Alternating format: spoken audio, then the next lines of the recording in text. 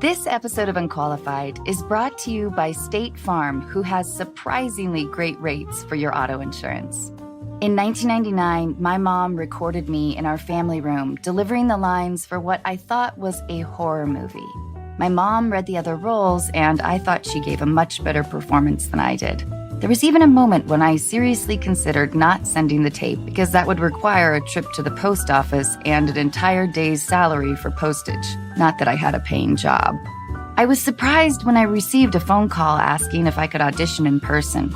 Then I realized that the casting director must have mixed up my tape with someone else's. I could have pointed out the error, but I'd never been to LA and wanted to go. So my parents gave me airline miles, and I flew to Los Angeles, Burbank actually, where I auditioned every day for a week and slept on 3 different couches. At the week's end, my friend with the least comfortable couch offered to drive me to the airport, and because at the time it was hard to find good Mexican food in Washington State, I wanted one last burrito. My pager began buzzing just as our nachos arrived. There was a payphone in the back of the restaurant, and when I returned the page, I was told that I got the role. It was one of the biggest surprises of my life. I was also surprised to learn that Scary Movie was actually a comedy. This was after my audition. Speaking of nice surprises, State Farm provides coverage that meets your needs at a surprisingly great rate. Like a good neighbor, State Farm is there. Call or go to statefarm.com for a quote today. Hi, Sim. Hello, Anna. How are you? I'm good. How are you? You were dressed nicely. You're normally not dressed this nicely, but I'm guessing this is wardrobe? Yes, you're normally not dressed this nicely. That's true. That's very true. I'm wearing a maroon blouse and uncomfortable trousers and an unbuckled belt. And what's the scene? I just finished a scene. My character's in law school, and I just finished, a mock trial scene. I won't tell you how I did. I love that you're going to be a lawyer. This is so great. Your character is really growing. This is fantastic. Happy to see your character grow over 6 seasons. I'm just dreading tons of legal jargon. Oh, yeah. Well, Yeah. Amy can help you with that. Oh, great. Yes, if you need like a Thank you, dialogue Amy. coach or whatever they're I called. need like an earpiece so someone can feed me my lines. Why? At this day and age, you know what? Shouldn't they do that? I mean, I think Saturday Night Live, I still see them reading off cue cards. Yeah, they do. Well, that's different though. You have to read off the creek. They don't like it if you stray. But shouldn't you memorize your lines? I mean, at that point, the sketches are 5 Yeah, minutes. Sim. Okay, I'm going to give you a challenge then this week. Okay. I'm going to send you home with a script. Yeah. And you're going to memorize all my lines. Uh-huh. And next time we see each other, you're going to recite the whole fucking thing to me. Hey, okay. I'm ready for it. Before you start preaching about isn't that what an actor's supposed to do? You give it a fucking whirl. All right, but listen. All right, I'll take. And I your want word for it. faces too. So can we get to a little bit of feedback? I'm sorry, I just came out of the I gate know. a little Listen, no, fiery. now I'm just a little sorry, scared. Sim. I'm sorry. I'm scared. I feel. So, do you want to hear some feedback? Yes. So this was last week's episode, and do you remember? This is with Skylar. Do you remember Sarah? She's living with her boyfriend and her mother, and she wants a place alone with her boyfriend because her Right. mother is overbearing. You, me, and Skylar all agree his that mother, right? Yeah. the mother is over Yes, yeah, his yeah, mother, yes, right? We all agreed that she needs to be open with her boyfriend about wanting her own space in a way that doesn't make him defensive or seed resentment, and frame it around her own personal growth. And Skylar also added that despite the money they're saving by not paying rent, if it costs you your peace of mind, it's too expensive. Yeah, I totally agree. So Kimberly writes in, I love the subject too, because she wrote in the subject, also she wrote, because I went through the same exact situation, also Sim, you were right. Anytime someone says I'm right. Oh man, Kimberly. No, I think we're all right. We all said the same thing. we Come on. did. But maybe I just said a few things that really resonated. And you have yes. But let's see. Yes, Let's I'm sure read you the feedback here. Okay, I just want to start off by saying the minute I heard Sarah's situation, it brought me back to living with my boyfriend's mother. I also want to add that even though I was beyond grateful to them for letting us stay there during the time we wanted to save money to plan a wedding, it came to the point that I wasn't sure I even wanted to get married because of it. I was with my boyfriend for 5 years at this point, and after I graduated college, he proposed and we moved in with his mother and stepdad. 1 year went by, and the resentment didn't shy from my relationships between not only his mother, but my boyfriend. For me, she would move my things, throw out my items she thought I didn't need, and other annoying things that I couldn't stand. I was at the point where I almost expected my boyfriend to take my side, which put him in a rough spot. He was a typical mama's boy, and I could tell he was super comfortable. This led to so many arguments with him and a newfound annoyance for his mother. I was beyond unhappy, and he saw it. Long story short, after many, many talks with him, I said that I loved and respected our relationship so much, and if we stayed in this house any longer, I didn't think it would work.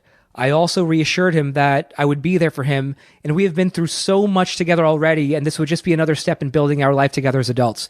We are now together for 9 years and just got married last year. Oh, Kimberly, congratulations. She says, be persistent, but also make sure you make him realize it's not about him, but about your happiness together as a couple and your future together. I hope Sarah can find the right balance for the conversation to work because I know how stressful that can be. P.S. Congrats, Tim and Amy, on your beautiful new gift of life. Thank you so much, Kimberly. And I always felt like that once you move in with somebody, it's hard to take a step back to move apart from each other and still be in a close relationship. But it sounds like these could potentially, I mean, Kimberly, like two cases where like that could potentially happen, you know? I just blown away by Kimberly's patience and anyone's patience in this matter. I don't know how any woman would put up with even a month or 2 months. Yeah, I mean, you know, but everyone has sort of different living circumstances. Everyone has different tolerance levels. Well, yeah, and especially if there's, you know, financial issues involved, of course. But well, there weren't any financial issues in this scenario. I mean, she said she could afford a new place, and I hope that they figure it out. I want their relationship to succeed. Well, yeah, me too, because it sounds like there's a lot of love.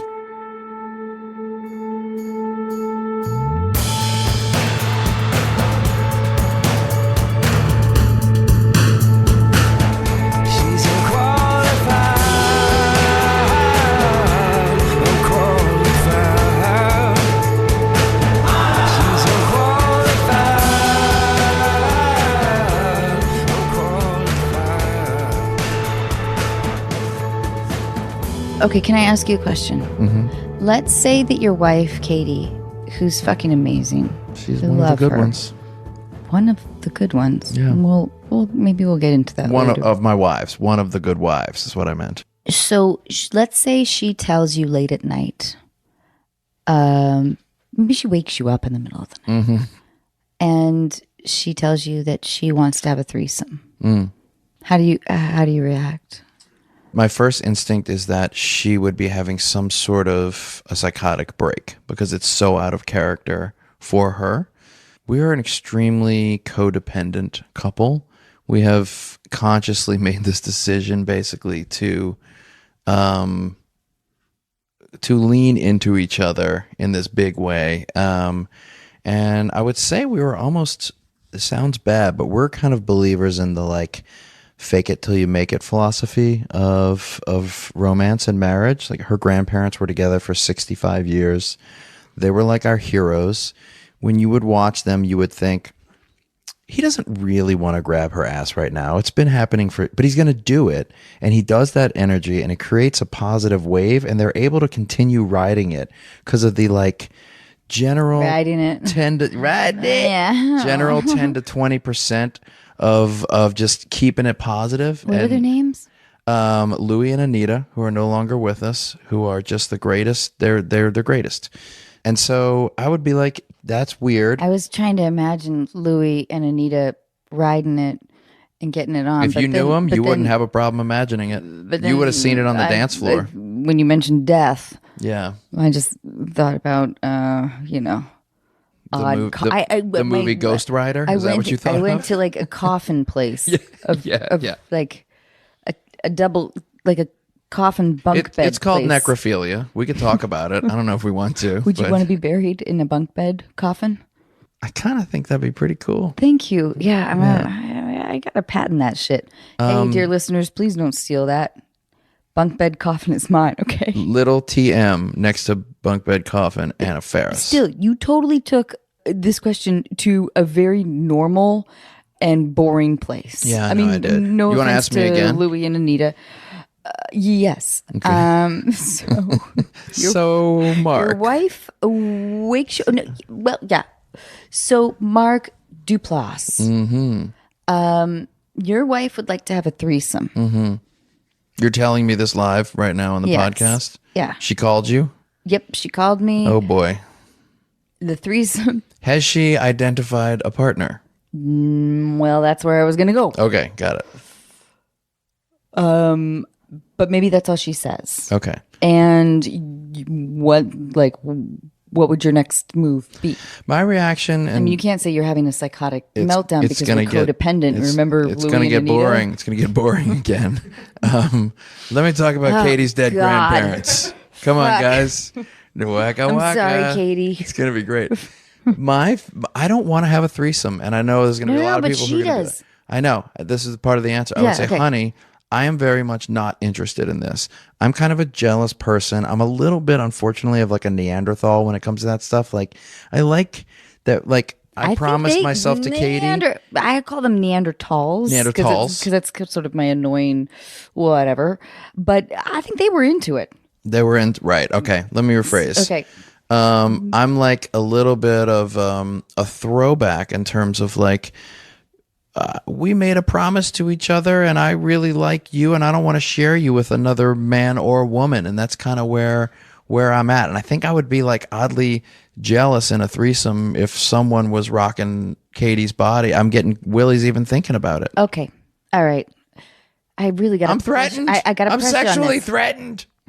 All right. Let's by the say world. You and Katie have been detained. Okay. This is 20 years in the future. We're in some kind of fucked up like government state where people are being detained left and right. You and Katie. It's like a threesome Handmaid's Tale society.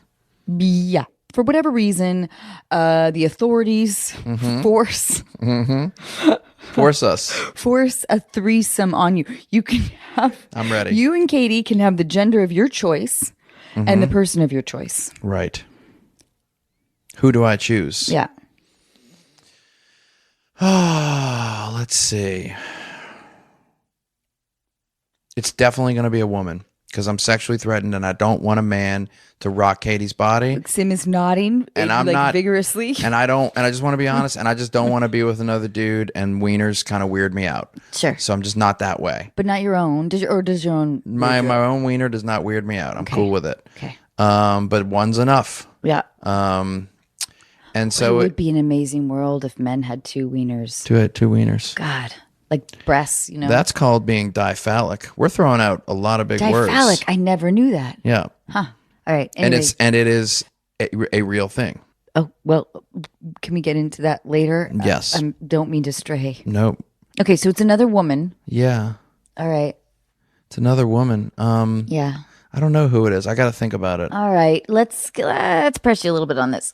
Keep pushing. This is the fourth time we're going to ask this question. I'm ready. Amal Clooney or Helen Mirren. It's Helen I think Mirren. those are good choices. It's Helen Mirren. They're both fucking great, right? Helen Mirren is fucking smoking. She wears those stripper heels on the red carpet. I love that. I love that shit. She's funny. I was once on the. I gave you two easy. Those are an easy. easy choice. I Helen know. Mirren has eternal boobs. Like her boobs drank the elixir of life, and they're still incredible. She's 70. Yeah. Yeah. I want that in my coffin bunk bed. Mm-hmm. I just want like everything, or your entire body can decompose, but your breasts will be Helen Mirren-esque forever. Well, I feel like I'll probably have been murdered, so they'll have to exhume my body. Where did the probably have been murdered part of this? That's just my fantasy way of dying, you know? All right. What's your fantasy way of dying, Mark? Ooh. Oh, that's a good question. Actually, I got all excited when you said that I could tell you. because I'm afraid of heights. Okay. And so when you said that, I immediately saw myself just running and sprinting off of a canyon ledge into a canyon, flying forever into my doom. And Just eternally. no. I meant forever. That was hyperbolic. Just like falling for like a minute and just being like. Yeah, that would you don't have to be afraid anymore. There's nothing you can do at this point. You're going to die in 60 seconds enjoy yourself. When you say you're afraid of heights, does that mean that you wouldn't like cross a rickety bridge? It's an irrational thing. I get the willies, my heart rate goes up. No, but I want to be specific though. Like, are you like flying in a plane? You look out the window. That feels bad to me, but Okay. I can manage I that? can handle it. Right. Walking across a rickety bridge, if it's like a 20-foot drop, is Yeah. not that big of a deal. Right. If it's a much less rickety bridge, but it's a 100-foot drop, I'm freaking the fuck out. Do you think that this fear has sort of like a snowballed effect because you talk about it? No, I think it's gotten a little worse as I've gotten older, and I feel like, Where did it stem from? my therapist would say it's a control issue. I think that's true, but maybe a little bit reductive. And I would say that as I got older, I've got my life's on the rails now. Like I'm in a good marriage and I have good kids and I have a good career. So like I have much more of an irrational fear of something upending me. Is that the only thing that you're afraid of? Heights, falling? Heights I don't like a lot. Are you scared of being on this podcast? I don't think you are. I'm not scared of being on this podcast. I was genuinely excited to come here. Thank you. Thank you so much we've for had a being here. mild friendship over the years. We've almost done about 19 movies together in some various shape or form, whether it's something I was producing that you were going to be in or we were going to act in together. And we see each other at a party every 18 months Will you still ask me? and look at each I other. really want to work with you. Let's do it. I would love that. We should do this. How often are you on this show? Like what, 4 months out of the year? How long? No, 7? a little bit longer. Yeah. Look, I love it. Oh, you guys make like 22 episodes. Yeah. Yeah. Dude, I've never done this job before. What's it like? Thanks for asking. It's wonderful. It's incredibly intense. It's very different. Your from face looks single. so. I wish everybody could see your face right now. Well, I love it that we're on the floor all the time. We're Yeah. down there all day. I'm never waiting, and we're working out. It's like we take the puzzle of the script, and every day we have like sort of the different challenge of figuring out movement and like the choreography and how to say a setup line and how to deliver. Did you have this skill set before you started this show? Had you done 3 camera stuff a lot? I don't think I do have the skill. Yeah, you're still figuring it out. Okay, got it. But it's a forced environment in terms of like the theatricality of it, and it's also there's no place to hide. That was the big thing that I realized. It's like, oh, in single camera there are places to hide, and I did not realize that before. But Yeah, in single camera, it's like if you are successful 77% of the time, this is going to be an A+ because there are so many places to hide. I totally get it. And I think that like a lot of my acting is in the reacting, and this is not exactly the format for that. Yeah. I love my crew. Our writers are brilliant, and I love the exhilaration of performing live every Friday night. Yeah, cool. But anyway. Do you adrenaline crash on the weekends? I'm just like, oh god, okay. Oh yeah. Look at then Michael Sherman's nodding vigorously. And then you got to be a mom, and then you got to do things. I know. So I just All right. I don't know. I just fucking dig a hole and build my bunk bed coffin, I suppose. Wait, so threesome?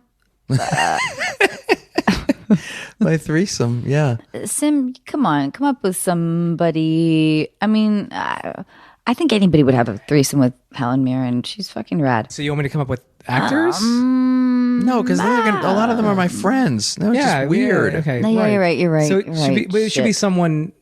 Okay, maybe politicians or musicians. Musicians might be easier. Kamala Harris. Oh, sorry. What?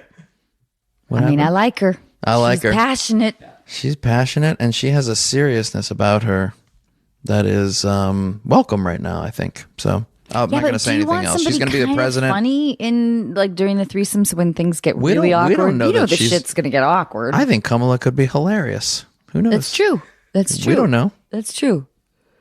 Kamala, if you're listening to this, If you're listening to this, we'd love to hear your stand-up routine but Right only here. in the context of a threesome. of a threesome. Guys, I'm just having a moment here where it's 2020 and she's the president of the United States, and you and I get thrown in jail for everything we just said. But I'm with you. I'm not a threesome-y kind of person. Okay, so why are you so insistent on this question? Well, you got obsessed with this. I know. You would not relent. Well, because I do wonder, like, you guys have been married for a minute. Yep. And you've got 2 kids. And it is like a somewhat common male fantasy. And when you described our friendship as mild, I guess that means that I don't know you. I know you on like, on I guess like I was going to say weirdly a tomato slice level because that seemed mild. On like a jalapeno level, which seems like that's spicy. That's spicy. So no, it was just something I was thinking about is like to talk to you about because do people get like? Yeah, I've been with Katie for 16 years. We've been married for 12. Like it's a legitimate question of like, are you not clamoring for someone else, or at least the ability to have a third in there where it's a safe environment? And I can understand that impulse. But I do think that you touched on something that I think is kind of necessary in our industry because we're sort of a small business, in and of ourselves, I guess. And so you need intimacy and loyalty, sort of where you find it, I guess. Yeah, we have like these like little rules we impose upon ourselves where it's like we never go more than 3 months without going away for at least 2 days by ourselves. And sometimes that trip literally looks like us like being on our own and not that into hanging out for 47 hours of that. And then the 48th hour, we like have a couple of drinks and have a big laugh and we have sex again. And we're like, got it. We reconnected. We did that, Right. And so that shit is critical. And we were very, I guess, vigilant about those kinds of things. I don't know, man. I'm in this place right now where I'm looking at relationships and I'm seeing a lot of my friends, not close friends, but like friends of friends have split up recently. And I'm from New Orleans, and this weird thing happened when Katrina happened like 10 years ago. Like all the couples who were there, they split up. They're like, well, our house is gone. Everything that was comfortable is gone. So they turn and look and there's like, well, if I'm changing, I'll change everything, And I'm thinking about just like what makes this work. And so for me, it's really like I'm the kind of person who really believes in the power of like tribalism. And I'm like that in every aspect of my life. Like I tribed up with my brother and our close friends and we make our movies together. And I tribed up with my wife and our kids and we have an intimacy there. And I'm like doggedly loyal to it for better or for worse. And with the romance thing, I'm like, do you like the way this person smells, basically? Does their breath pretty much always smell good to you, even when they're waking up in the morning? If the answer is yes, good. Second question, are you willing to work? If you got those two, I think you're good.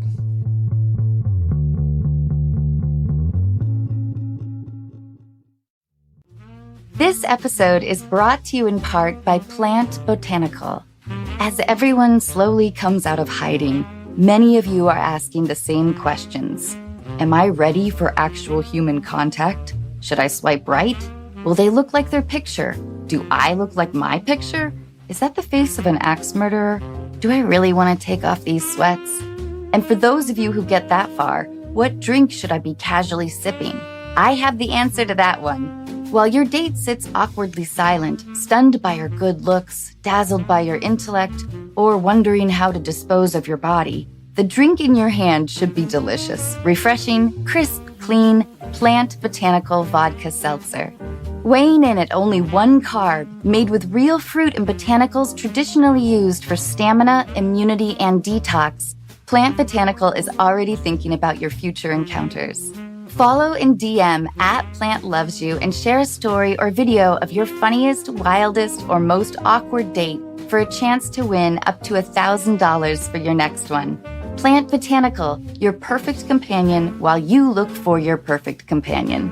Available at Target, Pavilions, Vons, Total Wine, or visit plantlovesyou.com to find a store near you. Plant Vodka and Vodka Seltzer. Just the good shit. This episode of Unqualified is brought to you in part by Best Fiends. We all know there really is only one Match 3 style game worth playing.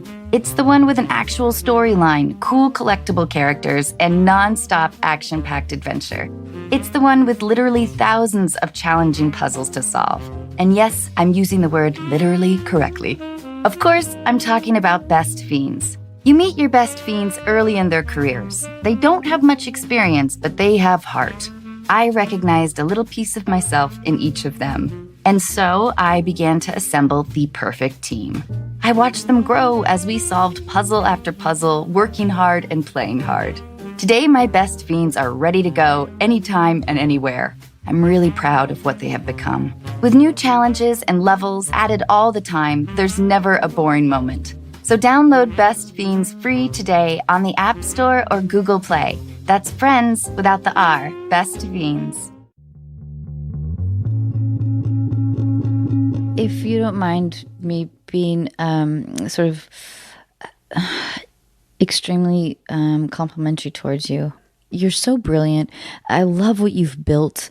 I love that you have become such a success off of things that you believe in that have that sort of buck a bit of the institution here. I mean, you've produced and directed and starred in so many, I guess, hard to sell projects. Yeah. And that's remarkable. Thanks, and you've man. done it. It's nice of you. And you've done it with your friends and with people you admire and brilliant people. And I was rewatching Tangerine the other day and Hump Day. And I find it really interesting that you explored projects that in terms of male sexuality, which is really interesting. Will you tell me about like your draw to that and how you don't shy away from? Yeah, sure. I mean, I guess for me, like male intimacy is one of the things I'm most fascinated with. And I didn't realize that it was an oddity until people started watching my art and commenting on it, because it stems from how close my brother Jay and I are.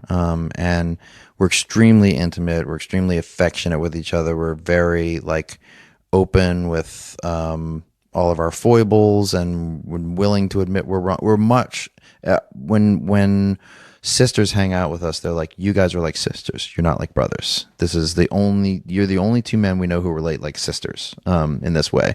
Once I started putting male relationships on screen, which is something I did in my younger days as a filmmaker, because it was like, I'm just going to make something that I know. I don't have the craft yet as a filmmaker to tell the story of someone from Elizabethan England. I only have enough craft to tell my own story. And those were male intimacy stories.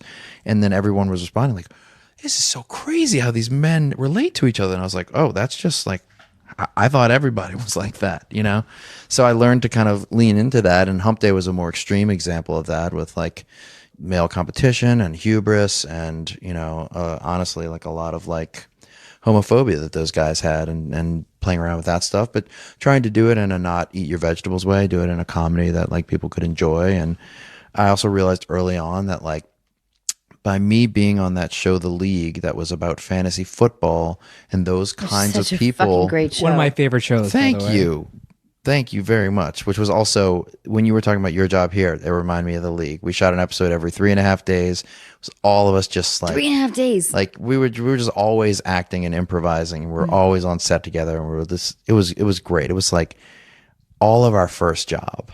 And we were all making, I don't even know if I've ever said this publicly. It was an AFTRA show, which was like a different kind of union before it truly merged with the good SAG Actors Union. So we were all making $8,000 an episode in the first season. And we were like, guys, we're rich.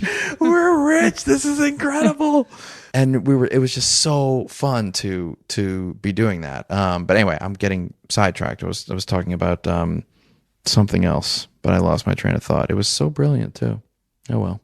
It was. It's such We a were talking fucking about great male show. intimacy. The League was all male intimacy. That That's entire what I was show. talking about. I was talking about The League because I realized early on that like there was a certain kind of fan that like would watch The League but wouldn't necessarily watch my independent films. Right. And so I was like, oh, I have access to a certain type Oh, of that's so person smart, here, right. and they'll come see my stuff. And Hump Day is a little bit of a bridge in that regard. That's really smart.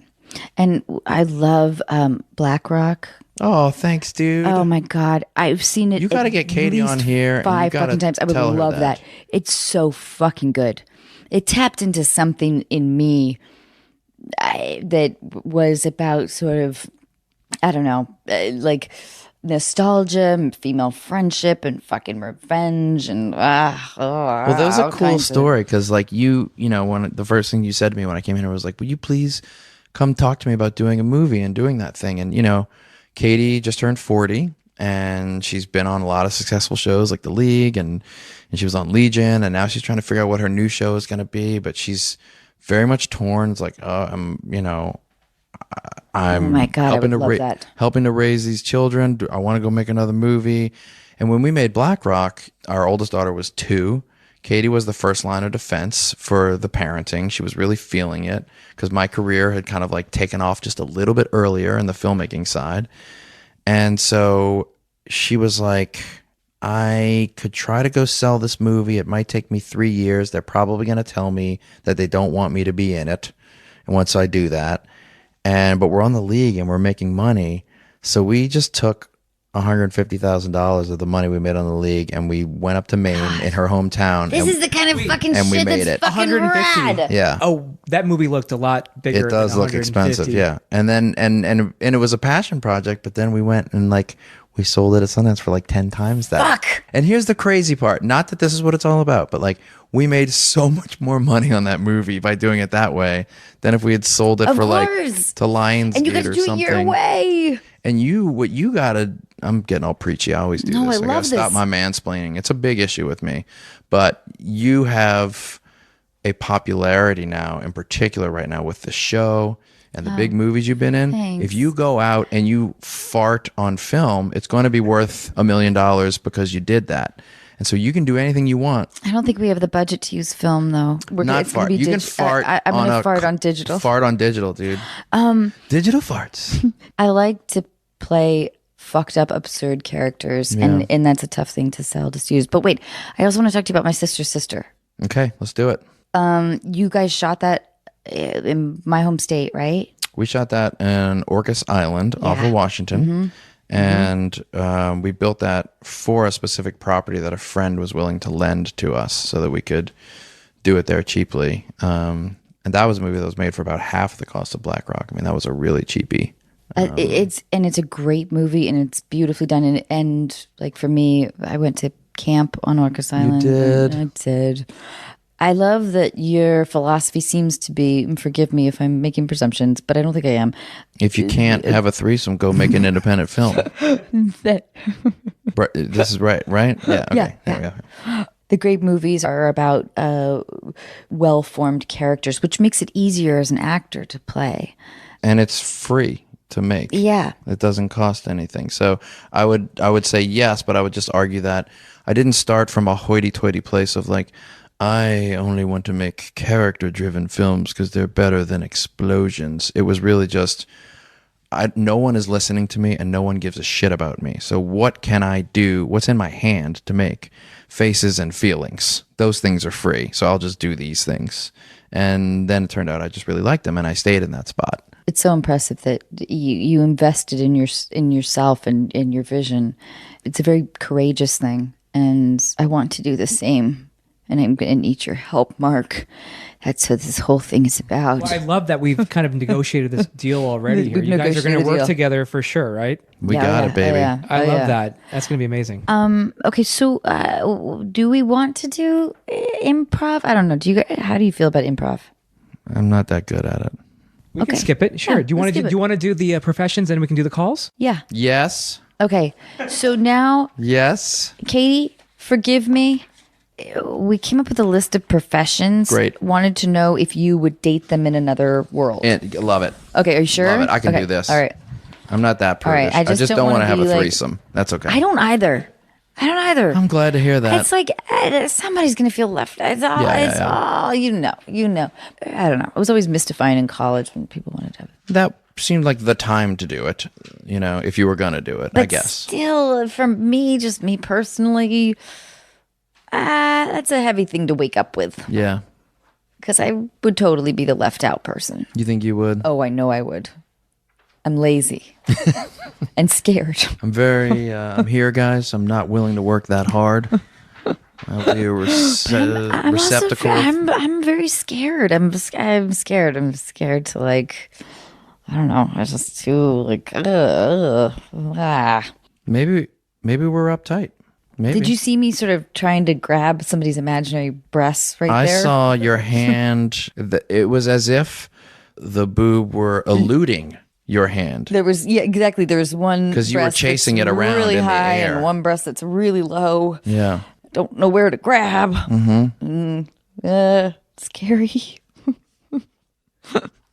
Professions.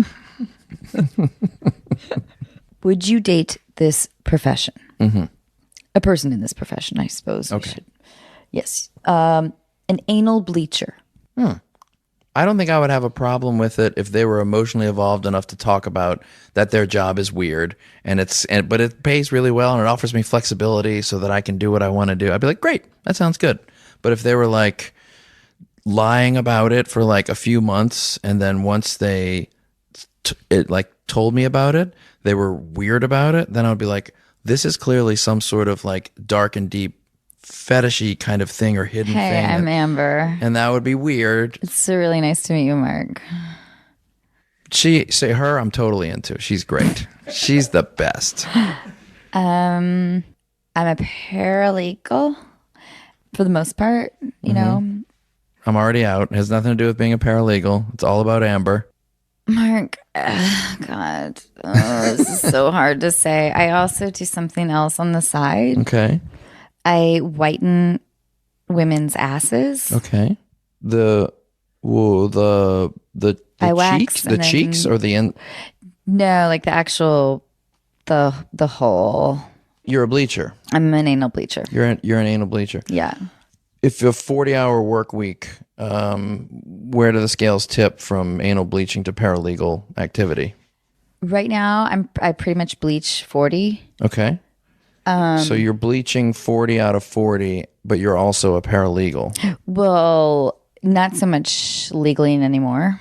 Second question, do you know what a paralegal is? It's a person who helps out in a law office. And tell me a little bit more about that. Give me research. some more details on that. And when your fucking boss doesn't know what the fuck is going on, you like go to the library and do some microfiching.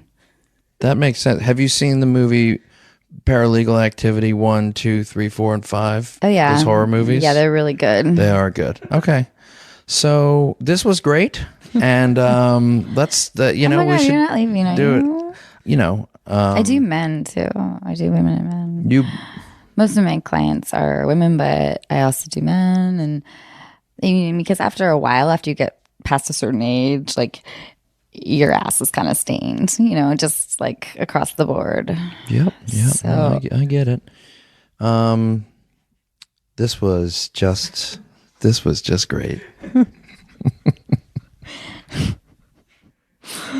So no go with Amber? So Amber, no, but not closed to all Anal paralegal / anal bleachers. Just Amber in particular. Mark Duplass with an open mind. Feels like No to the threesome. Yes. Yes to anal bleacher. I just don't feel like Amber and I are going to get anywhere. And I don't mean like get anywhere emotionally. I mean like we're never going to leave the restaurant by how slow she talks and how long it takes for her to get things out. Just from a pure like timing perspective. My voice? I'm a little... Or like what do you mean? See what you did here? Yeah, You started it up again. This is what I've done. I want the Clams Casino. Jeez, don't give her the Clams Casino. I want the Clams Casino. Of course, because it's the longest thing it takes them to cook and the longest thing to eat. And you'll be talking to me in between fucking bites. Good. So good. But could you make them and then raw? right at the end of I the want clam. raw Clams Casino. Like I don't want the clams cooked, but I want the topping cooked. Then the worst part of this date is when you're almost done with the Clams Casino and you say, but I also do like a third job, and then I have to wait a half hour for that one to come out. Oh my God. I also do a third job. Yeah. I should tell you because I'm kind of an entrepreneur. Oh no. Oh my God. Where are you going? Those are my footsteps running out the door. So that went pretty well. Yeah. Yeah. Yeah. That was pretty good.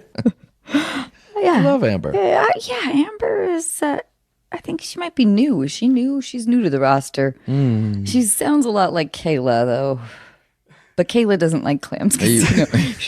She likes her Clams Casino cooked. Okay. And that's the big difference. 5 minutes ago, you said you don't want to do an improv. Yes. do you? And that was she's literally like- 5 minutes ago. And when you say no, you get the big one. Okay. Cat breeder. Hard no.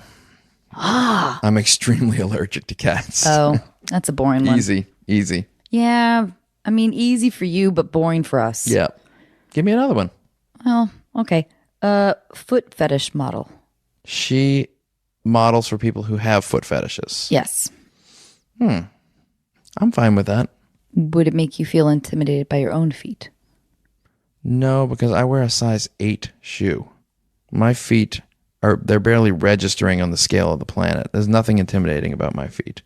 Or you mean would I be threatened? No, not threatened. But like, would you think like, oh, I better like, Oh, right. because she probably has to put her feet in special socks late Yeah. at night, covered in moisture or something. I don't know. I'm not that way. She's got some awesome feet. She's doing her thing. Like Katie's a moisturizer. Her skin is beautiful. I've never put lotion anywhere on my body ever.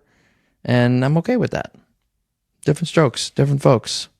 All right. I said low All right. strokes. But then one time, maybe business isn't going great for her, and she asked you to put, she needs like A boost?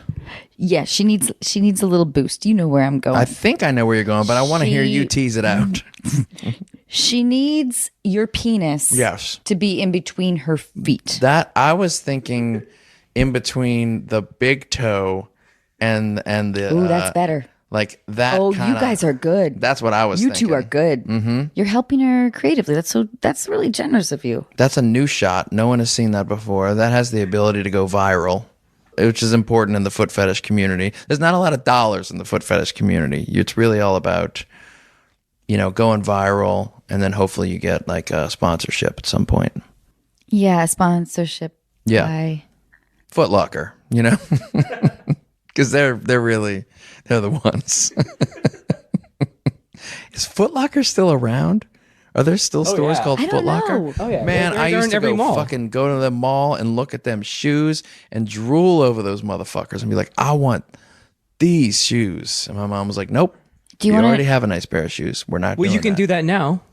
I could do that now, but I don't give a shit about shoes anymore because I'm old. This was at the Beverly Center, year 2000. Okay. Scary Movie had just come out, and Are you feeling the world recognizing you in Yes. a new way? And Yep. you're like, my profile has totally, changed. Got totally. it. I'm in my early 20s. If I was good at math, I could figure out, I don't know, whatever, 23, 24. Yeah, something like that. Whatever, yeah. So I'm wandering around Beverly Center. I'm in the Foot Locker.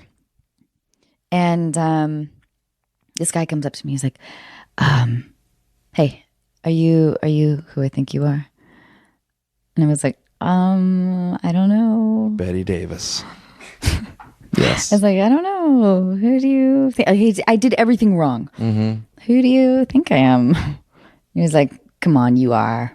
I was like, I don't know. And he's like, you are. Come on, you know who you are. I was like, well, and we do this weird fucking Yep. dance Forever. It's embarrassing, but I'm also still heady with the ego rush of. Yep. I mean, this is like the third time maybe it's happened to me. And he said, "You're Britney Spears." And I Unbelievable. said, no, I'm the girl from Scary Movie. And he goes, oh man. And then he walked away. And it was, I was telling Michael Sherman that it was like both humiliating and flattering at the same time. Yeah. Oh, I see that. Yeah. Yeah.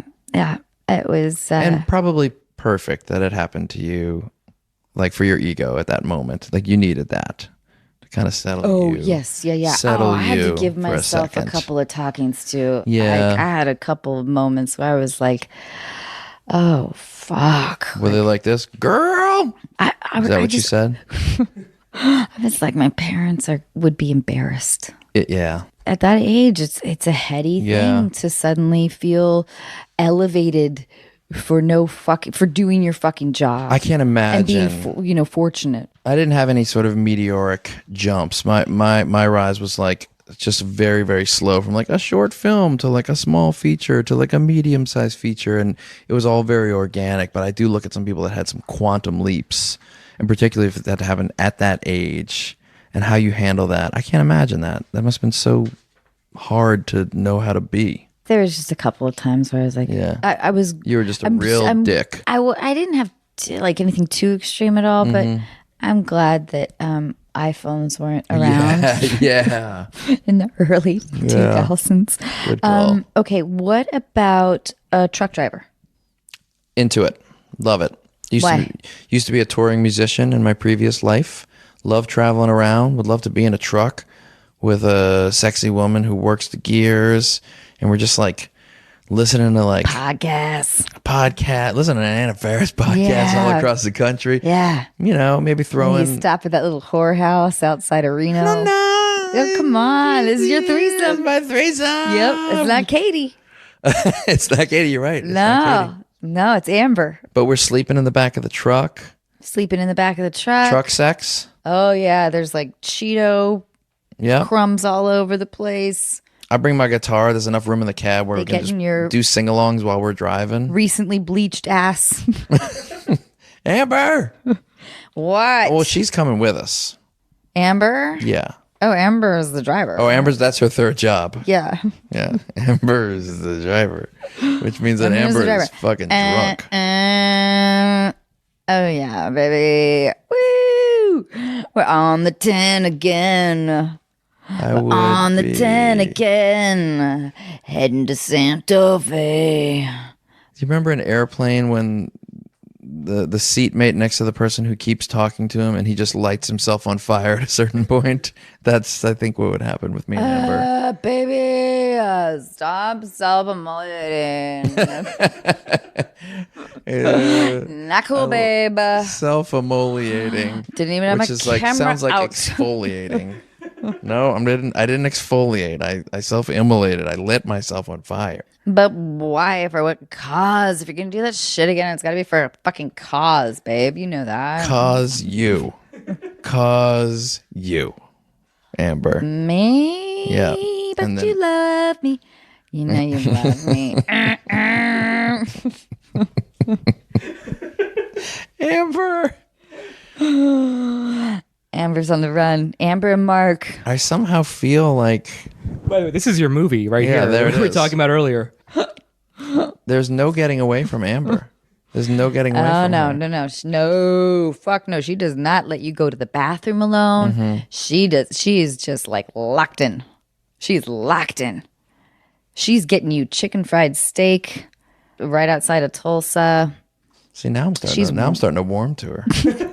This is starting to sound pretty good. Oh yeah, no. Listen, she's a lot of fun. I mean, one of the great things you can do with a film is to offer an audience a protagonist that they are convinced that they despise in the first act. I love that. And then bring them around. I love it. So that they feel for them.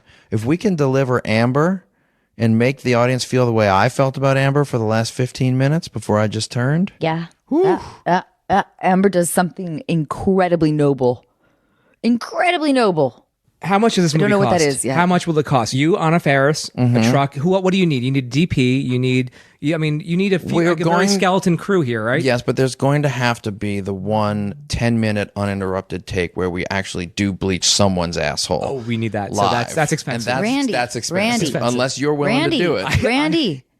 Who's Randy? Randy. I got my guy Randy. Oh, you have Randy. He's ready. Yeah, he's in Wyoming though. But is he too bleached up? Do we need like a fresh bleacher? Oh, yeah. Well, hey, listen, let's just say Randy doesn't have the best hygiene, so he has to be Okay. bleached on a regular basis. I now know that I definitely don't want Randy.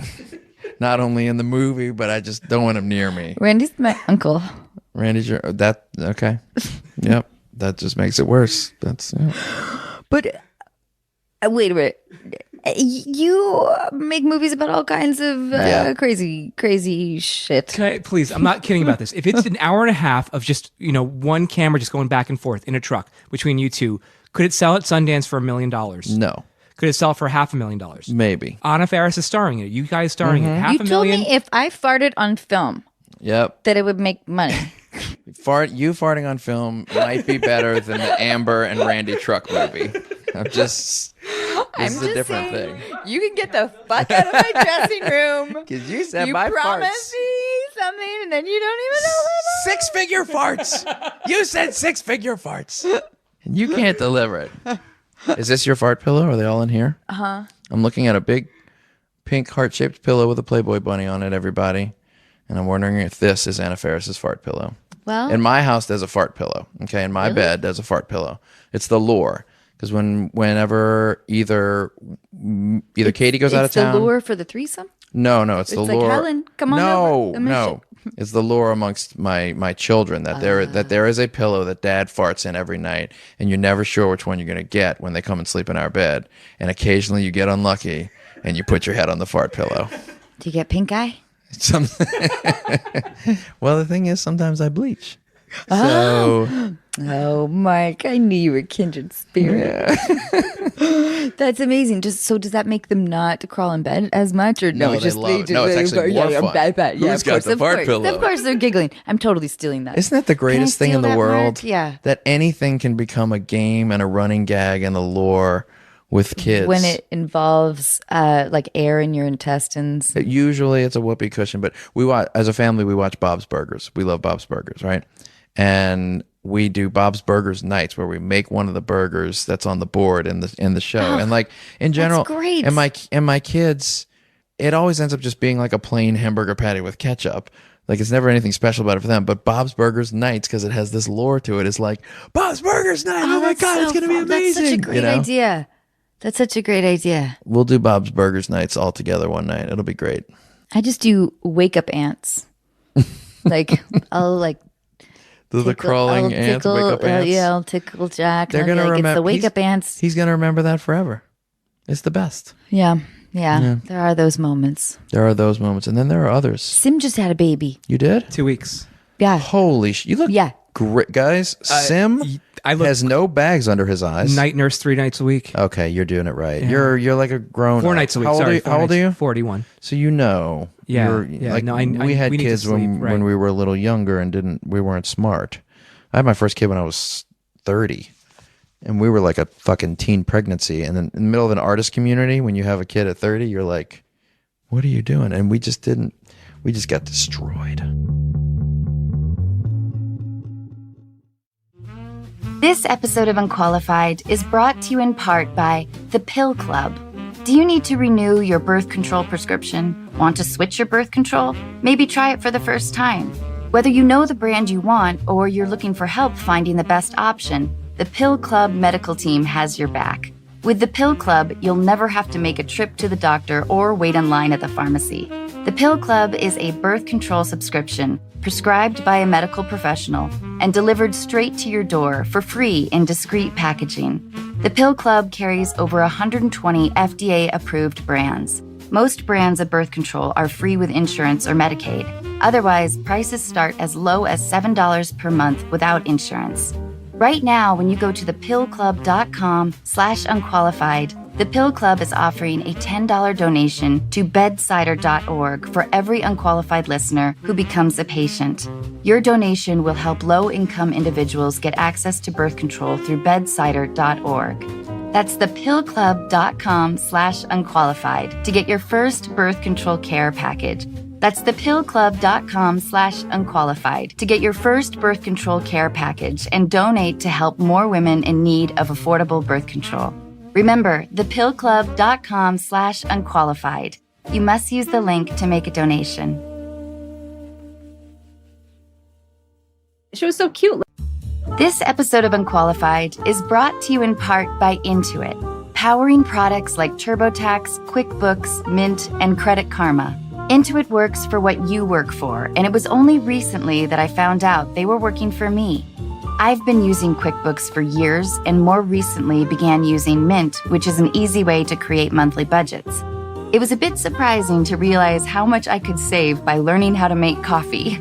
With Intuit, artificial intelligence can predict your future cash flow, recognize a misplaced digit in an account or routing number, and even connect users with live experts who can assist with navigating life changes or help with unique tax situations. Everything is automatically organized as you track your personal or business expenses by scanning receipts, invoices, and other financial documents, while smart budgeting tools let you know before you overspend. Innovative features like these make managing your finances simple, but as you probably already knew, innovation is at the core of everything Intuit does. Discover how Intuit's products can help you see what's possible at intuit.com. That's INTUIT.com.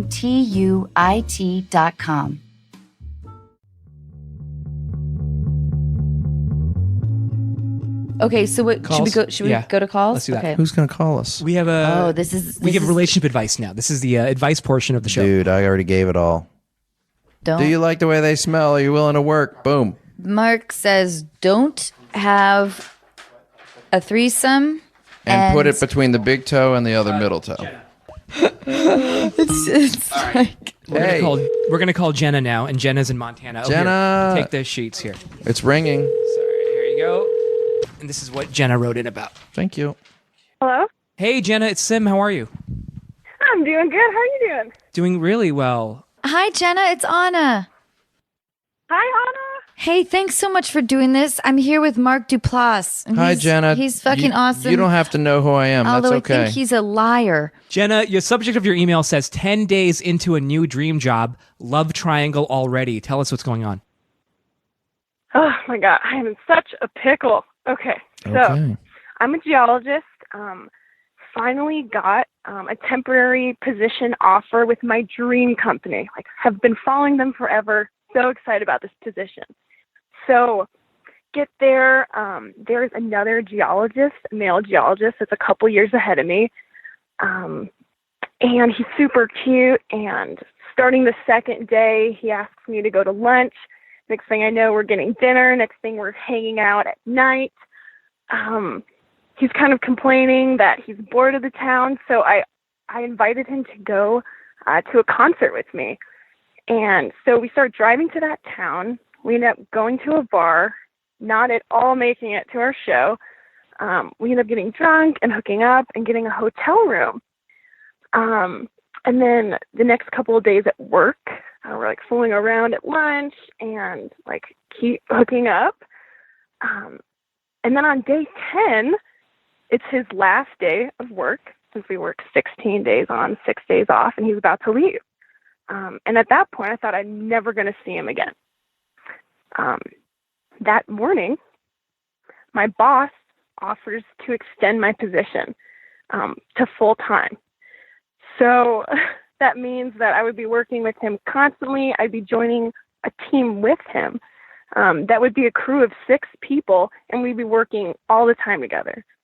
So suddenly, I go from thinking this is really short to, oh, I'm working with him. So I tell him this, and immediately he comes up to me and says, I need to tell you something. On the team down there, there's 2 girls. He goes, I had a relationship with one of them for 8 months. No one knows. And then 10 minutes pass, and he gets in his car and gets on his flight and leaves. He sends me this text message saying, not only did we just break up, but I think we're going to get back together. Sorry if I gave you the wrong impression. Oh. So The wrong impression by hooking I- up with you. Yeah, okay. Yeah. yeah, just having sex. That's fine. Yeah. But so not only am I about to join this team of 6 people, but I'm in the middle of this love triangle Yeah. that, 1, no one knows they're together, and 2, no one knows that I've been with him either. All right. I don't know how to act. I got a him couple of or this girl. questions. I got a couple of questions for you. Totally. Seems like the most important thing here in the longer scheme of your life is this job, right? More so than this man and how you such a feel good about job. him. That's the thing we're feeling, right? All right. And are you ready Definitely. to? Like, I cannot mess it up. Mm-hmm. And have you discovered enough about this new man that this is not someone you want to be with long term and or marry through these circumstances, or do you feel like, you know what, he's actually a good guy and it might be worth sticking around and making something work with him? Actually, I think he's kind of a catch, and Yeah. I wouldn't be opposed to pursuing it. But if he's about to get back together with this chick that I'm going to be forced to get close to, I have no Yeah. idea how to handle this situation around him or her. Or what if they don't get back together? Because I have no idea. I won't see him for 2 weeks. I don't know where he'll stand when I see him again. Oh, okay. So Jenna, well, first of all, congratulations on on becoming a geologist. That's fucking rad, and getting a kick-ass job. What do you think? What do you think the chances are, like on a scale of 1 to 10, that this guy never broke up with this lady? Honestly, the thought crossed my mind, but I don't know. He didn't seem like the cheating type, but I don't know. I only knew him for 5 days before I started sleeping with him. Like, yeah, what if he never broke up with her? What if I'm just a secret mistress? Exactly. Because to me, it's like the immediacy of his responses to you indicate that he's quickly covering his tracks. And, all right, Sim, don't you think? Yeah. Maybe, yeah, because he assumed that he was never going to see her again. Right.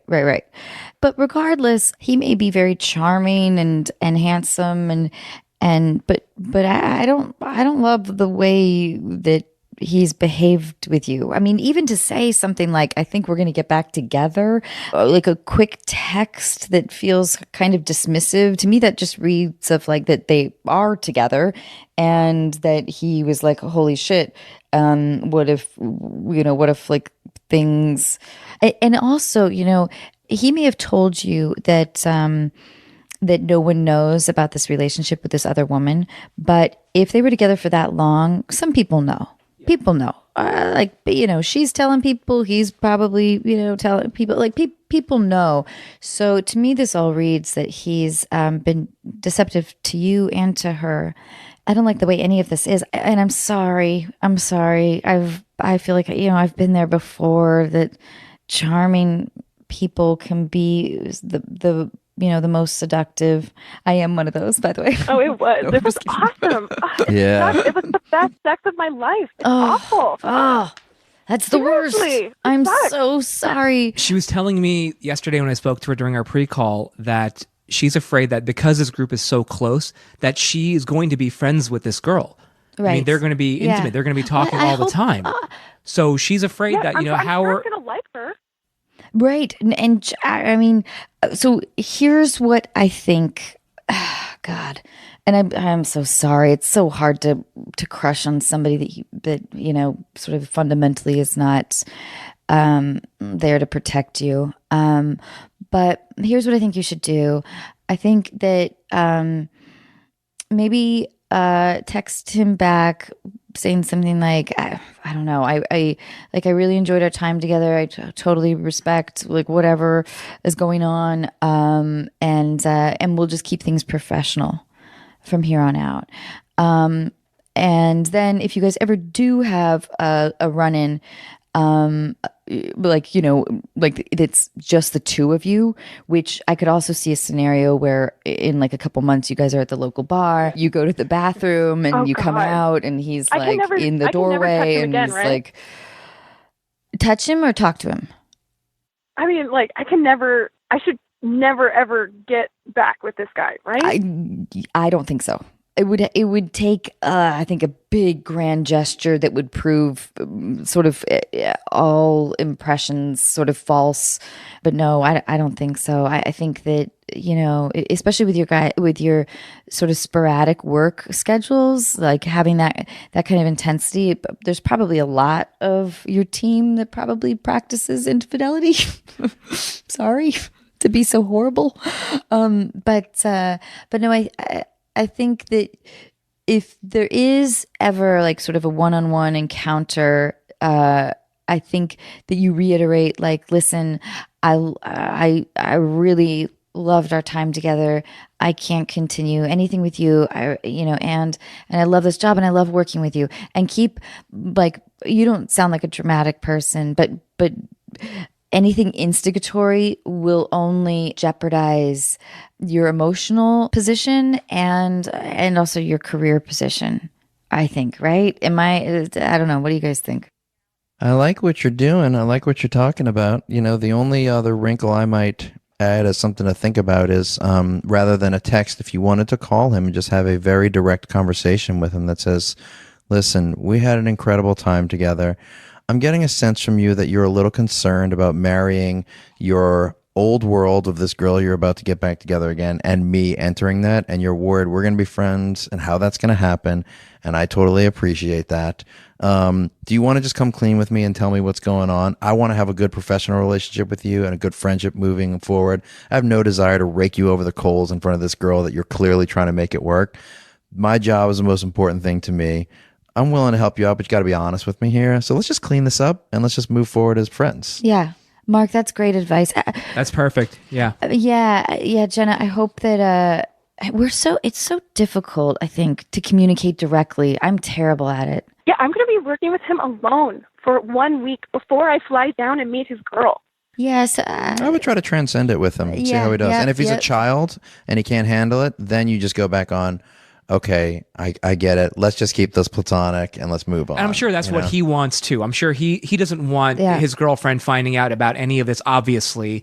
And it's in his best interest as well to keep everything professional. So you should as well. And everything is going to be, hopefully, unless you guys get drunk and something slips and then it could become awkward later on. But at this point, if you keep things professional, I'm sure everything will be fine, and you right? know what, Jenna? Like, long game, not that I want to encourage anything at all, because who knows what will happen. But I think that it's a really attractive quality to take a strong position in this case, and to be and to be very, it's sexy. It's direct and clear and strong is sexy. It's sexy. And he may be a 25-year-old who's not ready for that, but like, if you can start to do that now, like that's going to pay dividends for you in the future with him or someone else. Yeah. So.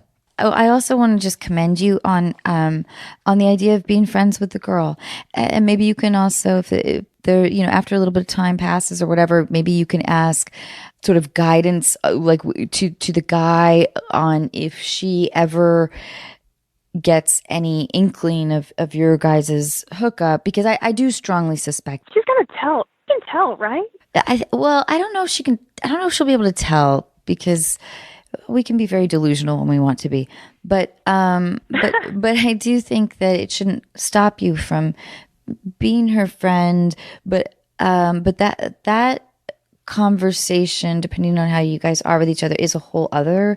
Can I ask you a question? Yeah. Okay, you're talking about friendship. Let's say they become really close. They become best friends to the point where maybe one day there's this big secret that's kind of looming over.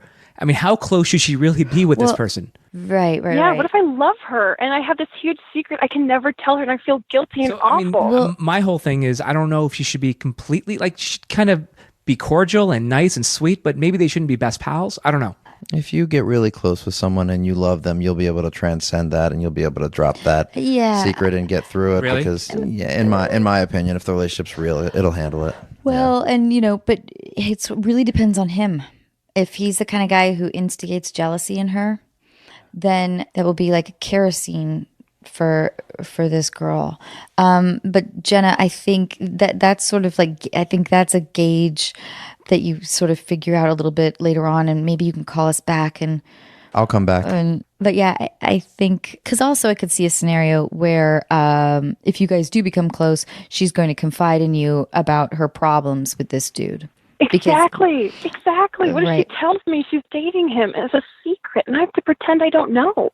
Oh, that's right. There's a secret. Why do you have to be so secretive about their Well, relationship? because it's a new job, though. She's no, like, them I'm talking about. Oh. Is it discouraged? Is dating within Well, that this group is the discouraged? reason why you can. See, I don't think it is a secret. You Sorry. can have an open conversation with this guy and find out what his Yeah, position. yeah. He may not. We may look, guys. We're projecting here and thinking that he's been with this girl the whole time. We don't know that. He may actually come back and say it's totally okay that she knows that we had this fling and this affair because we were off at that time, and it may be fine to divulge that later. But you won't know that until you have a sort of a candid conversation with him. That's true. And I think offering to be So his I friend a told him, little though, bit. Yeah, go ahead. So when he sent me the breakup text or whatever you want to call it, the fling ender, he also mentioned, he's like, I'm going to tell her I had a fling. I don't know if I should tell her it was you. And Right. I texted him back immediately saying, you do not tell her it's me. She can never know. Right. You feel like you want it to be a secret. I'm going to tell her. She's going to hate me. He texted, I'm going to tell her that he had a fling. Yeah. Why? Yeah. So why would he want to? Okay. Why would a guy? Why would a guy want to tell someone during their break that they had a fling? Yeah. Anna's not buying any of this, guys. Yeah. She's suspicious. And it's the new coworker. What an idiot. He's such an yeah. idiot. This doesn't make any. No. I don't want it. Well, yeah, exactly. Like what he's doing is he said, I'm going to tell her. So first of all, For so many things. here's my 70% guess of what exactly is going on. He has been with this gal for a while. Multiple people know. When he goes away and they're separated, he flirts. Maybe occasionally he hooks up with somebody, and he's charming and handsome and whatever, and knows how to charm, and it's sort of his after work hobby or whatever it is. So with that kind of, I'm sorry, I'm such the fucking bearer of bad news, but I think with that kind of text, he's not going to tell her. If he really, Even about the fling? no, I think that text was a lie because he wants to protect his infidelity or whatever it is. I don't think that he will tell her at all because he didn't tell you about this relationship until he realized that you were going to be a part of his life. I think you sniffed this one out early. You know what I mean? Like My God. like he it sounds like there was plenty of opportunity for him to say, oh, well, I'm really into you, Jenna, but you should kind of know that there's also this other person that I just broke up with, or she just broke up with me, or I mean, No, he wasn't expecting you to work full time with him and this group. This was not part of the plan at all. So for him. he's trying to cover his It wasn't ass for me either, though. with that text. I wouldn't have started it. If I knew I was working there full time, I would have never touched him. I know. I'm sorry. I think that Mark is completely right. Attempt to have a frank discussion with him. I don't know how honest he'll be, but you sort of rising above this and establishing your assertiveness while being really calm and collected, and I think that's the smartest. I think that's right. Yeah. I want to have a good work environment. Yeah. She does. Yeah. You do too. Yeah. Obviously some stuff has happened. Let's all be grown-ups. Let's transcend this. Yeah. I have no desire to take you down. I'm not angry about anything. I want us all to be having a good time next week. So let's figure it out. And Jenna, Be that's his bro. Just let it go and be his friend. yeah, totally. Exactly. This is a great job opportunity for you. It's Yeah. all about Yeah. being professional first, I think, at Totally. this point. And it's, and the undercurrent too, Jenna, is like the more collected and sort of mature about the whole thing you are, that this is an immature thing for me to say, but truly it's like the sexiest thing too. But whatever. That aside, I don't want to plant that seed because I don't think you should be with this dude. I think that I think he is up to no fucking good. I want you to I don't know what you're doing as a geologist, but I like the idea with you with a large hammer pounding rocks.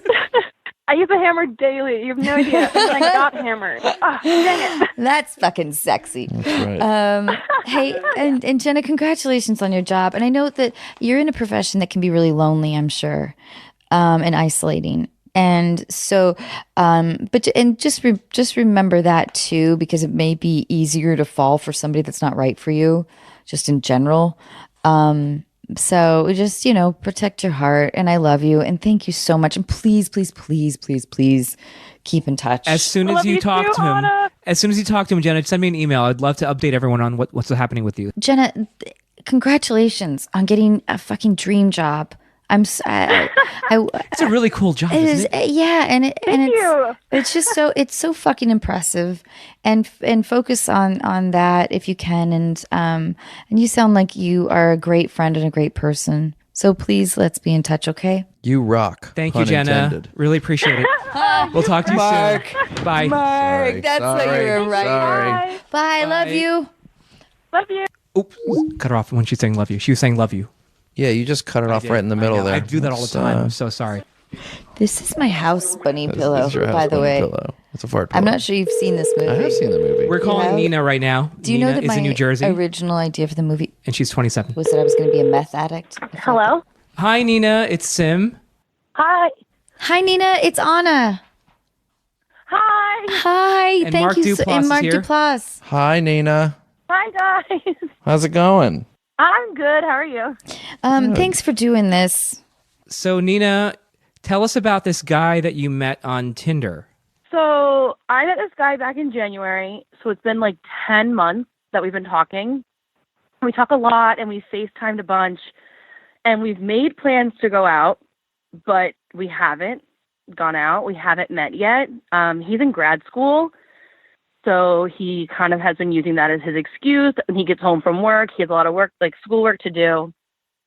We live about like 20, 25 minutes apart. And I know he's told his parents about me. He's told his friends about me. My close friends know about him. My mom knows about him. And last week, we had this whole long conversation about how we want this to progress. We want to like actually see what could happen with this. But obviously, we have to hang out to make that happen. And after this conversation a week ago, I haven't heard from him. Oh. But you've been texting with him and FaceTiming for 8 months, right? Without meeting? 10 months since 10 months. January. Yeah. How many So, I'm just kinda unanswered wondering, like- texts have you sent in this time frame? Maybe like 4 or 5 in the past week. Ooh, that's a lot. How many times when you attempt to FaceTime him does it not go through? I never FaceTime him without us like talking about going like FaceTiming first. The reason why I'm asking is because I just wonder if he's in another relationship. That's kind of what I was thinking too, but I've kind of brought that up, and he's like tells me he doesn't even have time to like say hi to his parents when he like gets home from work because he goes straight into schoolwork. So he's like, there's nobody else. I'm telling you right now, there's nobody else. But wait, like when you guys do FaceTime, like how premeditated does it have to be? Is it like planned a couple hours before, or is it like a day before? Yeah, like last time we FaceTimed, I texted and said, "What are you doing? You want to FaceTime?" And within 20, 30 minutes, we were talking. And what were the nature of the texts that you sent him in the week that he didn't respond to? Were they, "Hey, how's it going? Do you want to talk?" Or did you Pretty push much. it all on any Happy fronts? Friday. Okay.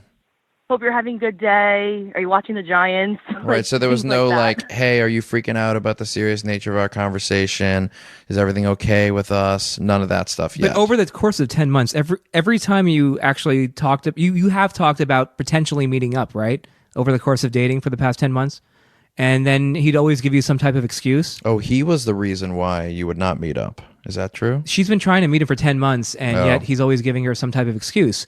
I mean, Nina, when you guys FaceTime, does the conversation sound like how you guys correspond over text? Yeah, it sounds exactly the same. And like, if it was anybody else, I probably would have just like stopped like 2 months in after not hanging out.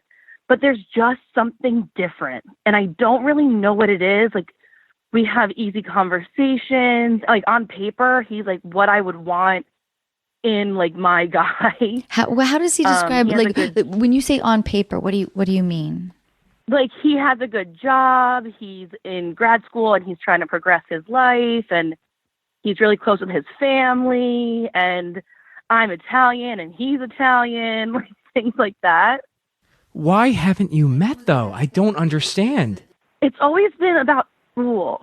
And Nina, I know that you know, which is why you're probably asking us that he's hiding something, and whether it's that he's not like he's having his brother FaceTime you, or maybe it is him, but he has a girlfriend, or like Right. I know that you know that something. When we first started talking, he flat out told me that he was self-conscious, and that was why he was like afraid to meet, and he like kind of would make comments about he felt like I was like too pretty for him and things like that. But he flat out told me, he's like, I'm over that. Like, I want to make this work. And over the summer, I would get like, I wouldn't talk to him for like 3-4 weeks, and then I'd get a text that's like, I want you to know I'm not like this jerk off. Like, I'm a good guy, and I want to prove that to you. But then there was no follow through. Do you think, Nina, that there is a chance that he's having a friend or somebody else FaceTime with you? No, I really don't think so. Like, we're on Snapchat. We like Snapchat each other, and like we're friends on like every form of social media. So you haven't seen him with any other girls on social media, right? No Instagram pictures No. with another girl or anything? Okay. And the person you've been FaceTiming with, I mean, do you find, not that this is important, but do you find him attractive? And the reason why I ask that is because I do. I think he's really cute. And so that's wonderful. I just wonder why he early on expressed sort of insecurity about the way he looks and why he is terrified to meet you. And which I know this is why you're asking the question to us. And I don't know if there's one heartbreaking scenario where he is not this person visually. And the other scenario I think too is that he has a girlfriend that he's involved with, or because it's just too odd. I mean, he clearly, if he spent this much time, emotional investment with you, he clearly is really into you. Yeah, and I kind of called him out on like how I know over the past 10 months, like he's taken time away from schoolwork, and he's like gone out to dinner with his friends or drinks with his friends, or like he's gone on road trips to see his friends. And I flat out said, like, that makes me, and you should totally be with your friends. I'm not saying choose me over your friends, but it makes me feel like you can make the time for them, but you can't make the time for me. And his response was something like, I understand what you're saying. I'm sorry I didn't make that connection. I need to put in more of an effort. And this was only 1 week ago we had this conversation, but then not having any text back since then are making me be like, what's going on? This is why I think that there's like, this is sort of a impostery situation happening here, because I'm worried that he's embarrassed to meet you face to face. So I think that you can text him. I'm really getting the sense that there's been that you haven't been fully open with me. I hope you know that I will always be your friend, but I can't have an emotional relationship on this level with somebody who I can't meet, who I can't. That's kind of how I've been feeling over the past couple days too.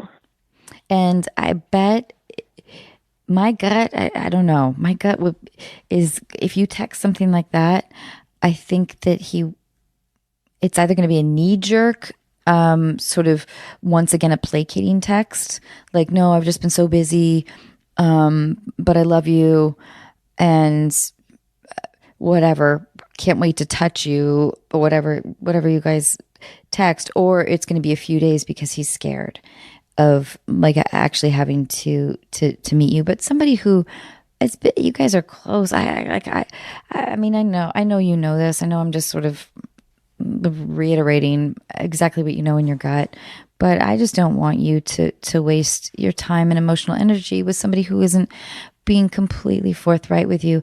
And I really do suspect that this is a person who's terrified to meet you. And I think that early indication of him confessing that he felt insecure was an indicator. So I don't know if when you FaceTime, if he's always in the same room. No, he's all over the place, really. Okay. All right. Yeah. So I don't know. This is a mystery. What but if he's just doing this to other women, random women all over the place, and that's just something he does? God, that sounds exhausting. He doesn't even have time to say hi to his it could be naive of me family. to say. I mean, he's carrying on these intimate relationships with people all over the country. I've no idea. Wait. So Nina, what were you going to say though? No, you're right. Though. I was just going to say, like, maybe it's naive of me to say, but I feel like he, because of how self-conscious he is, I couldn't see him doing that and like giving so much of himself to so many different people. Does he ever mention you by name on any of his profiles? No, because we don't really like talk on social media. Like we talk more through text and stuff. Yeah, just like a tweet that's I was talking to my friend Nina and she said this thing, or a picture of himself sitting somewhere and saying, "Oh, it'd be so cool if Nina was here. This is where I Skyped with Nina." Just does he ever say? No, not really. Okay, just out of curiosity. And have you? I'm so bad with social media. Say that as I'm laughing because it's so true. But have you like investigated him? Because I wouldn't know how to do that. Oh, like Google him, or did you find anything online about him? No, I haven't actually. Wait, what do you mean? I mean, do you know? No, I haven't like Googled him or anything like that. Yeah. You know his last name? Yeah. Well, listen, I don't want to send you on a journey, but I just don't. I think you send him a text that's a gentle version of saying, "Okay, I really care about you. I'd love to talk to you about this in person, but otherwise I have to move on with my life and start dating other people that I'm going to see in person." I don't even know if in person is. I mean, I also have been like dating other people. I haven't. Okay, like, good. I was going to ask you that. You're not okay. No, I think. No, I'm not like fully committed. Like, if you really he like were this to guy. commit to me, I would, but I'm not sitting and waiting. I think you should say like, but I'm at a place in our relationship or friendship or however you want to define it, where I just feel like you're not being completely honest with me, and I'm not sure because I feel emotionally attached to you if I can continue this, if it's good for me. And Yeah. because I don't think it is, and I hope that this person can eventually reveal themselves to you in some way. But I don't want you to feel any more sort of torture about this, because in your heart of hearts, I'm sure your friends and people around you know that it's ridiculous that 10 months has gone by and he keeps skirting this. Nina, are you okay with this advice? Yeah, totally. And it's a lot of what I've been thinking too, but it's maybe a little bit of that you need to hear from somebody else and not just think it on your own. Well, keep us updated. If anything happens, if he sends you another text or a call, let us know. Yeah. I will. Thank you guys so much. Oh, thank you. Thank you so Nina. much. Yeah, please do keep us up to date, because I know that a lot of our listeners have very similar issues. And I love you, and thank you, Nina. Thanks. I love you guys too. Bye. I feel so bad for her. God, I'm glad she's been dating other people. Yeah, me too. Though. I was worried Yeah, me about that too. part. Pot committed, and I don't know why. I have a feeling like I've got a feeling that the somebody's person He's subbing in. catfishing, or she's being catfished. I have a feeling that the FaceTiming. I don't know why I think this at all. I'm terrible with this stuff, but the guy whose FaceTiming is like, yeah, potentially. I don't know. It's a possibility. Oh, it's all heartbreaking. Mark, Before we go, we need to plug his TV show. We gotta plug everything. Room 104, which is great. It's on HBO, second season. That's right. And then a movie that you produced. Another little movie of like the ones we produced, like Your Sister's Sister and Black Rock. It's called Unlovable. My friend Charlene de Guzman, who's just this incredible comedian, but has also dealt with sex and love addiction for years, and decided to make a movie about her struggle with it. It's semi-autobiographical, and it's funny and really sweet and beautiful. I saw 100% on Rotten Tomatoes. Is that it's 100%? It's 100%. It's 100%. And comes out on November 1st, and it goes into some theaters, and then the VOD situation everywhere. Wait, you wrote it also, right? I co-wrote it with her. I met her on Twitter, didn't know her, and she was telling me all these incredibly dark jokes, and I said, "Is all this stuff real?" And she said, "Yeah." And I said, "Do you want to meet for coffee and talk about it?" And we did. her name's Amber. And her name is not Amber. And then I said, "Listen, let's put a little bit of money together and go make the movie." And then I helped her build the story, and then John Hawkes is in the movie and wrote a bunch of original songs for it. Melissa Leo's in the movie, and it just really worked out for her. She's awesome. Congratulations. And thank you so much for being here, Mark. This was great. You're incredible. You're awesome. And I would love to. I was just thinking about our truck driver movie that we're making, I think next, April? Monday. Oh, okay, great. Monday. I was just thinking I'm going to have the two Barbies over there, like constantly over your shoulder. Yeah. The rights to the Barbies are tough, but I'll make you some dolls that look like Barbies and it'll be good. Oh shit, you're right. I got it. Don't you worry. I know what I'm doing. Hey, what if I get my connections over at Barbie? Bob's. Starting You could do that. to sponsor the podcast. They love my Barbie whorehouse story. They love it here. I have a Barbie whorehouse. Silence. Good night, everyone. Silence. No inquiry on that one. Huh? Silence. I'm just taking it in. Yep. Just taking it in. Listen, it was early exploration of sexuality. She's a